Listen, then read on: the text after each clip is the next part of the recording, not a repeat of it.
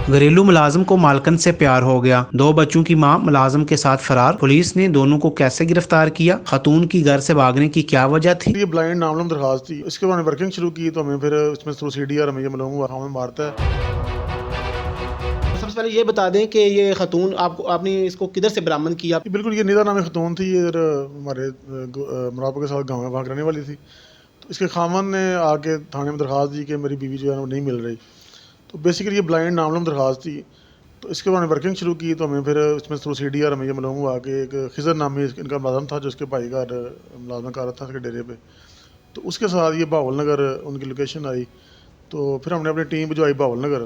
तो बहावल नगर से हमने इस औरत को बाजियाब किया। जो खिजर जो इसमें मुलज़म था उसको भी गिरफ्तार हमने किया। तो इधर ला के हमने फिर कोर्ट में पेश किया। तो कोर्ट में इसने बयान ये दिया कि मैं अपनी मर्ज़ी से गई थी, तो मेरा जो खामद है मुझ पर टॉर्चर करता था, तो मुझे किसी ने अगवा नहीं किया। तो इसके बाद इसको हमने मज़ीद जब पूछा कि आपने कहाँ जाना है, अपने वालिदैन के पास जाना है, अपने खान के पास जाना है। उसके वालिद भी आए, उसका खामन भी आया, लेकिन वो ज़िद थी कि मुझे क्यों खामन मारता है और मुझे मेरे घर वाले जो हैं वालिदैन हैं वो भी फोर्स करते हैं कि आप अब उधर ही जाकर रहो।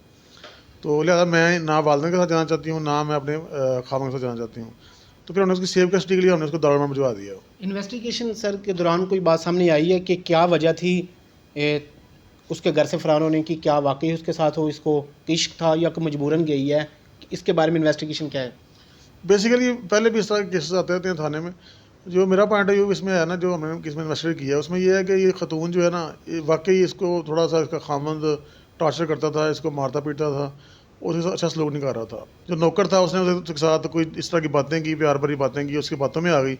वो भी ये तरीका का ठीक नहीं था, लेकिन मैं समझता हूँ कि उसमें उसके खामे का कसूर भी है कि उसने उसको टॉर्चर का निशाना बनाया, उसका ख्याल ना रखा, तो वो दूसरे नौकर की बातों में आ गई। तो सर दौरान इन्वेस्टिगेशन ये बात सामने है कि कितने पैसे लेगी थी? उसने कहा था कि FIR के मुताबिक जेवर लेगी है, पैसे लेगी हैं। और जो नौकर था वो कितने सालों के इनके पास था? वो तकरीबन 6 माह से इसके भाई के डेरे पे काम कर रहा था, लेकिन उसका इनके द्वारा घर आना जाना था, कोई काम काम किसी से माना था। लेकिन उसमें दूसरा ये पैसे वाली जो बात है ना, उसमें से जेवर 10 लाख रुपये लिखवाया था इसने मुद्दई ने, लेकिन दौरान तफ्तीश वो चीज़ साबित नहीं हो सकी। वो उसने सिर्फ प्रेशर बिल्टअप करने के लिए उसने ये लिखवाया था, ऐसी बात साबित नहीं हुई। सर जो अक्रेंस थी वो 12 मार्च की थी, 3 दिन के बाद FIR दर्ज हुई है। 3 दिन वो अपने तौर पे तलाश करता रहा। बिल्कुल ऐसे ही थाने में ज़्यादा इन्फॉर्मेशन आनी है तो उसके ऊपर FIR दर्ज होनी है। पहले मुद्दई पार्टी अपने तौर पर तलाश करती रही है कि हमें शायद मिल जाए ऐसे ही, लेकिन जब नहीं मिलते फिर थाने में आए। तो अभी ये जो मुकदमा है वो उसकी क्या सूरत हाल है? मुकदमा की बेसिकली क्योंकि औरत के बयान पे ही होता है उसका जो भी फैसला होता है। तो औरत का बयान था कि मुझे किसी ने गवाह नहीं किया, तो वो पर्चा तो उसमें उस पर खराज पर मुरतब हो चुकी है, लेकिन जो औरत है वो भी दारुल मान में अपनी मर्जी से रह रही है। सर लास्ट में जो इस वकूअ के हट के आप कोई मैसेज देना चाहें को जो माशरा चल रहा है, इस तरह के वकूअ किस तरह रोकथाम की जा सकती है? बिल्कुल जैसे मैंने पहले बताया आपको कि हमारा जो दीन है वो भी ये कहता है कि जो ख़वातीन के साथ अच्छा सलूक किया जाए।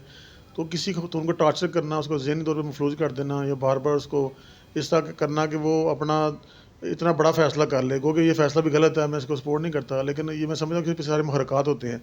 तो मैसेज ये है कि ख़वातीन के साथ एहतराम से जैसे पेश आया जाए। अगर बंदा समझता है कि मेरा इसमें गुजारा नहीं हो रहा, तो दूसरा ऑप्शन इस्लाम में मौजूद है, आप लादी के ले लें उससे, लेकिन उसको मारना, उसको डिसरिस्पेक्ट करना या उसको आप बार बार उसको जलील करें, ये मुनासिब नहीं है।